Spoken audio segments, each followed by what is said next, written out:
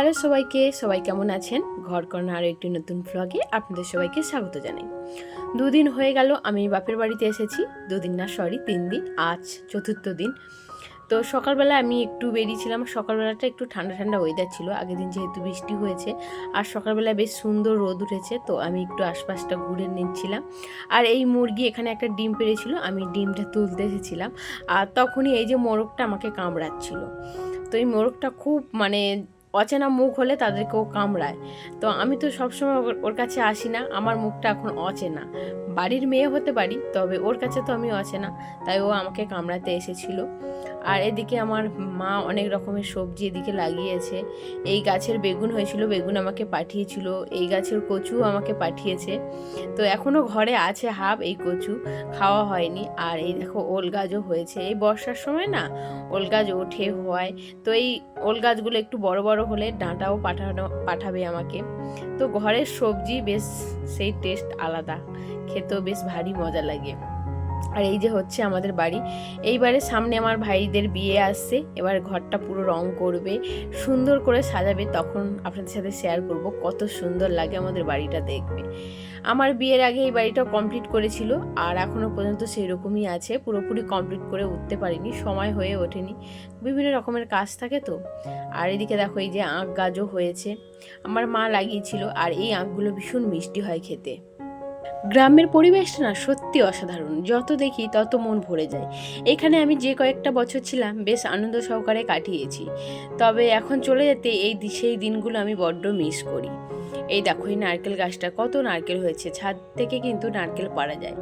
ছোটোবেলাটা না আমি বড্ড গেছো ছিলাম, গাছে উঠে না ডাব পেড়ে নিতাম, নারকেল পাড়তাম, বিভিন্ন রকমের গাছে উঠতাম, জাম গাছে, সবেদা গাছে। তবে এখন আর উঠি না, অভ্যাসটা চলে গেছে, এখন ভয় করে। তবে জানেন তো, সেই ছোটোবেলার দিনগুলো বড্ড মিস করি। আমাদের বাড়িতে বিশাল বড় একটা সেই সাই বাবলা গাছ হয় না, সেই ফলের গাছ এখন খুব একটা বেশি দেখা যায় না। আপনারা যারা সাই বাবলা গাছ দেখেছেন, কি গাছের আর কি ফলের কথা বলছি তারাই বুঝতে পারবেন। যারা গাছটা বা ফলের সম্বন্ধে জানেন না তারা কেউই বুঝতে পারবেন না। তো সেই ফলটা ছিল, আমি তো সবসময় পারতাম আর খেতাম। তো সেই গাছটা কেটে দেওয়ার পর কেটে দিয়েছে, আর সেই ফলটা সেখান থেকে আর খাওয়াই হয় না। তো সেই সব দিনগুলো ভীষণ মিস করি। পাড়ার যত সব বন্ধু বান্ধব মিলে আমি ডেকে এনে ফল পাড়তাম, সবাই মিলে আনন্দ সহকারে খেতাম।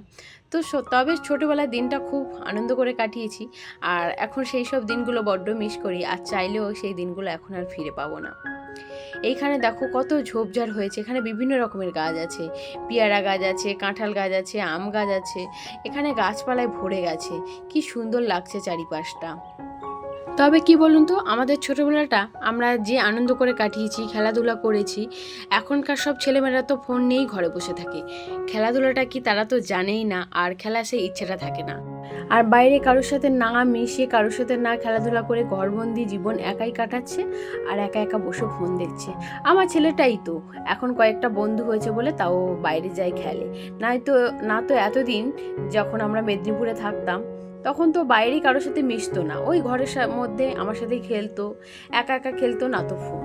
কারণ ওই তো এখনকার ছেলে গ্রামের দিকে হলে কি সবাই একসাথে বন্ধু বান্ধব আছে, খেলাধুলা করে। কিন্তু বাইরে যখন থাকা হয় অচেনা পরিবেশে বা কলকাতার দিকে, সেই রকমভাবে বন্ধুত্ব হয় না। হ্যাঁ হয়, যখন আপনি কোনো কমপ্লেক্সের মধ্যে থাকবে, অনেক বাচ্চা থাকে, প্রত্যেক দিন চেনামুখ, তখনই বন্ধু হয় এবং খেলা হয়। তবে বলবো আমাদের ছোটোবেলাটা আমরা শৈশবটাকে ভীষণ এনজয় করে বড় হয়েছি। এই যে পুকুরের পাঙশ ট্যাংরা মাছ, নদীর পাঙশ ট্যাংরা না, তো পুকুরের পাঙশ ট্যাংরা মাছটা ধরা হয়েছিল, আর মাছটা ভীষণ বড়। তো মাছটাকে এখন চাবিয়ে রাখা হয়েছে, 2 দিন পরে মাছটা খাওয়া হবে।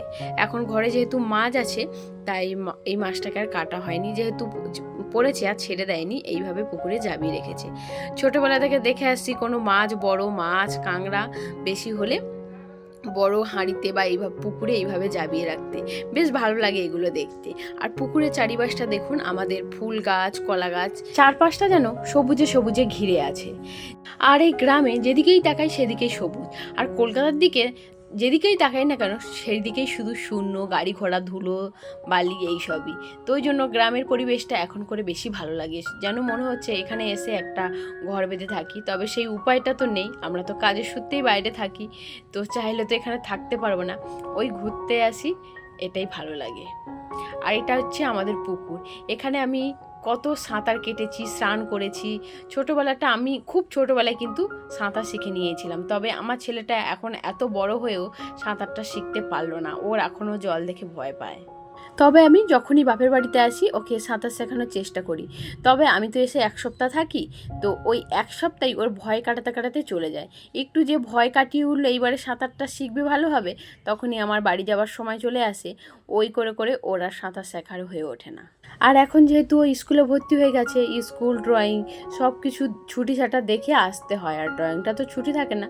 তবে যেহেতু সপ্তাহে একটা দিন ওই ক্লাসটা করে তবেই আসতে হয়, ওই জন্য বেশি দিন থাকতে পারি না যে ওকে একদম সাঁতারটা শিখিয়ে আমি যাব।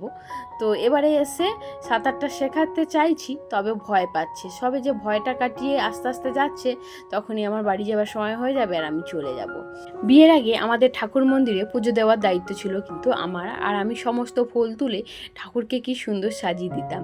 আর এখন আমি এমন এমন জায়গায় থাকি, ফুল তো পাই না, কিনে তবেই কিন্তু ঠাকুরকে সাজাতে হয়। আর এখানে দেখো কোনো কিনতেই নেই, কারোর পারমিশন নেই, কত সুন্দর গাছে ফুল সারি সারি হয়ে আছে, দেখতেও কিন্তু ভারী সুন্দর লাগে। তো আমার খুব ইচ্ছে আছে আমাদের বাড়িটা হলে আমি অনেক রকমের ফুলের গাছ লাগাবো, তারপরে ঠাকুরকে আমি সুন্দর করে সাজিয়ে দেবো। আজ এই 10টা বছর এখানে ওখানে শুধু ঘুরে বেড়াচ্ছি, নিজস্ব কোনো স্থায়ী ঠিকানা নেই। হ্যাঁ, আছে আমার শ্বশুরবাড়ি, এর আগেই তো বলেছি আগের ব্লগে, তবে সেখানে তো আমি পার্মানেন্টভাবে থাকতে পারি না। তবে আমার নিজস্ব একটা সংসার হবে, নিজেই সেখানে সংসারটাকে সুন্দর করে গুছাবো, সুন্দরভাবে থাকবো, যেখানে আমার সমস্ত জিনিস স্থায়ী থাকবে, এখানে ওখানে আমার নিয়ে যেতে হবে না। তো সেটাই চেষ্টা করছি, দেখা যাক কতদূর কী হয়। তবে আজ এটুকুই, দেখা হবে অন্য কোনো নতুন ভিডিওর সাথে। ততক্ষণ আপনারা সবাই ভালো থাকবেন, সুস্থ থাকবেন এবং সাবধানে থাকবেন। আবার দেখা হবে।